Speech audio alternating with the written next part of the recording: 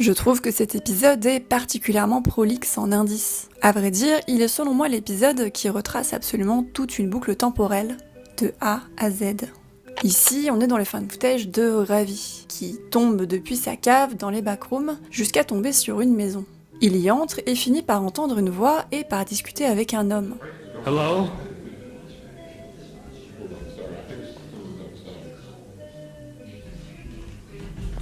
Someone out there? I'm sorry. I don't know where I am. I need help.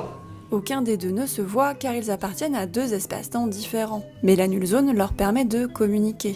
La Null Zone semble reproduire exactement la maison de cet homme et même une partie de ce qu'il y a autour. Comme on l'a vu, la Null Zone ne se limite pas forcément à une pièce, mais peut s'étendre beaucoup plus loin.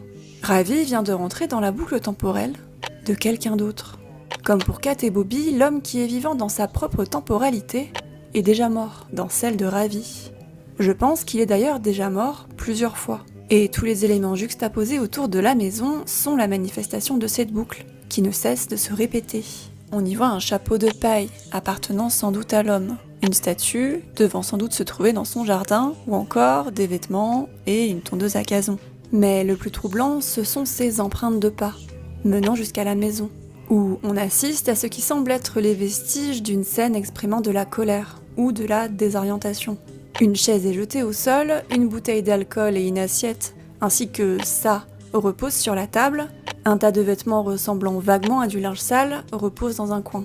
Et plus perturbant encore, une chaussure est laissée là, plantée dans le sol. Autour de cette chaussure, on peut voir comme une sorte de moisissure. Ensuite, Ravi discute avec l'homme, qui semble ne pas comprendre d'où provient cette voix.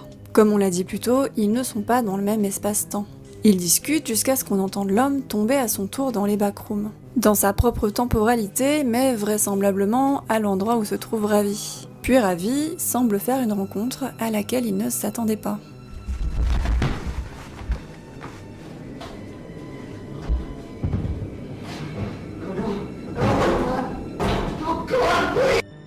Maintenant, on va analyser ce qu'on a vu en partant de ça, ces empreintes de pas, reliant l'extérieur de la maison à la chaussure plantée dans le sol.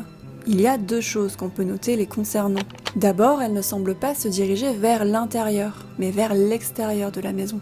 Comme si quelqu'un était sorti de la maison mais n'y était pas entré. Ensuite,